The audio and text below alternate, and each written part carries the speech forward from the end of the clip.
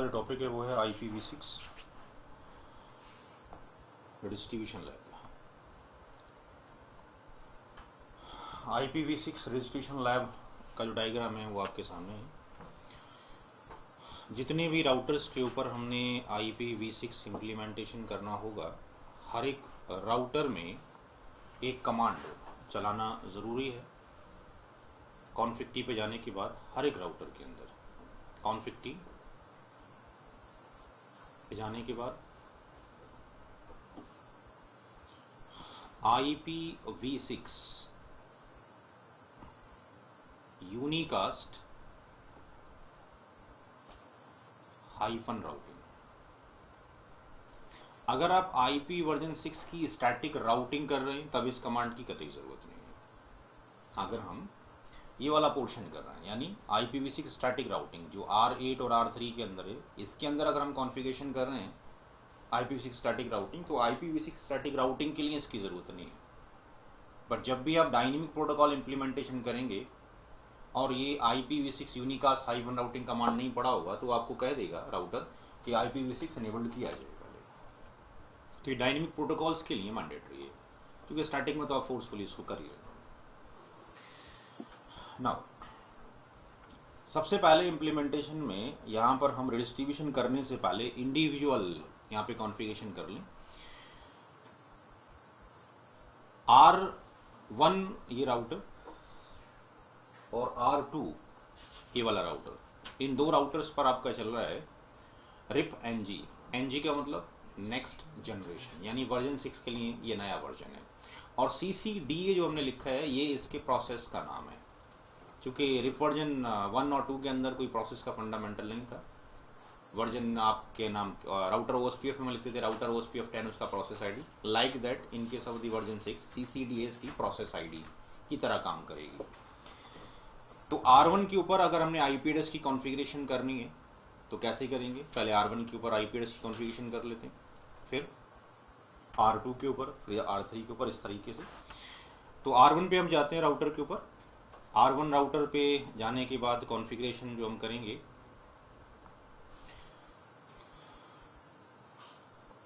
ये लेट्स इसको RE1 ले लेते हैं। यहाँ पर जो हमने कॉन्फ़िगरेशन करनी है R1 के ऊपर, R1 पे जो इंटरफेस है S1/0 यानी INT S1/0, और यहाँ पर लिखना पड़ेगा हमें IPv6 एड्रेस। वहाँ पर क्या होता था? IP एड्रेस, यहाँ पे IPv6 एड्रेस। उसके बाद ये address 2012, 1952, 1947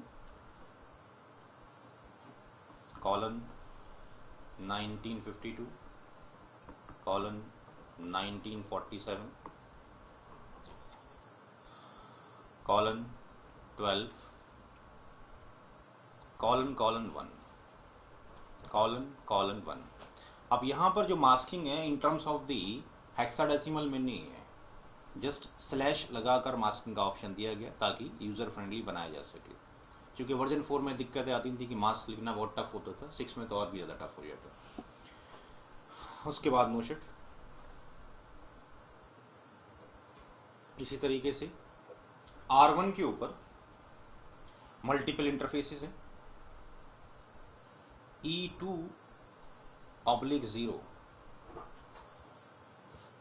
INT E2/0 IPv6 address. एक राउटर की कॉन्फ़िगरेशन कर देते हैं, बाकी की लैब में डायरेक्टली करेंगे। IPv6 एड्रेस, यहाँ पे एड्रेस हमने लिया है CCDA 2013 CCDA कॉलन 2013 कॉलन, और इस पर कितना है 13 कॉलन 1 E2/0 के ऊपर 13 कॉलन 1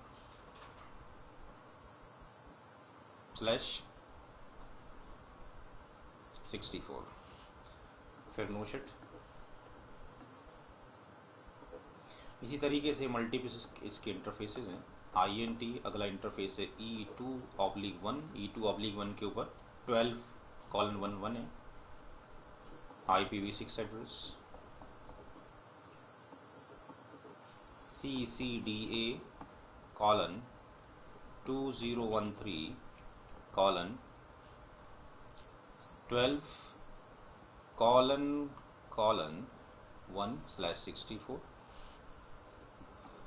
नो शिट। तो इसी तरीके से अभी अंडरस्टैंडिंग हो गई होगी आईपी एड्रेस किस तरह से डालना, क्योंकि वर्जन 4 में भी वहाँ पे आईपी लिखते थे, V6 नहीं था, बाकी वही था।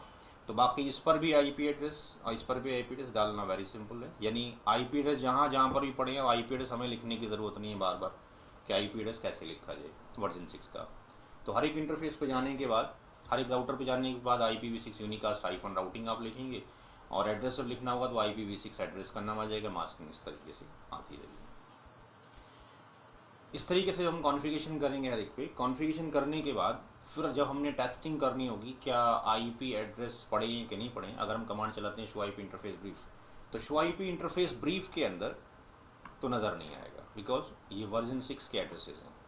तो हमें जो कमांड चलाने पड़ेंगे और टेस्टिंग करनी पड़ेगी, वो टेस्टिंग करनी पड़ेगी show IPv6 interface, show IPv6 interface brief. Show IPv6 interface brief जब चलाएंगे तब आपको IP वर्जन 6 नज़र आएगा, अदरवाइज नज़र नहीं आएगा। सिमिलरली जब हमने राउट कमांड चलाना होगा तो शो IP राउट नहीं, शो IPv6 राउट, यानी मोस्ट ऑफ द टाइम जहाँ जहाँ पर IP का कीवर्ड आया वहाँ पे 6 का कीवर्ड साथ में अटैचमेंट करने का। पिंग करने का है तो पिंग हम डायरेक्टली कर सकते हैं, पिंग और वर्जन 6 का एड्रेस लिख के डायरेक्टली पिंग हो सकते हैं, कोई प्रॉब्लम नहीं। तो पहले हम इस डायग्राम के अकॉर्डिंग जो हमारे पास मौजूद है इसके अकॉर्डिंग सब पे IP एड्रेस की कॉन्फ़िगरेशन कर लेते हैं, उसके बाद फिर प्रोटोकॉल का इम्प्लीमेंटेशन शुरू करेंगे।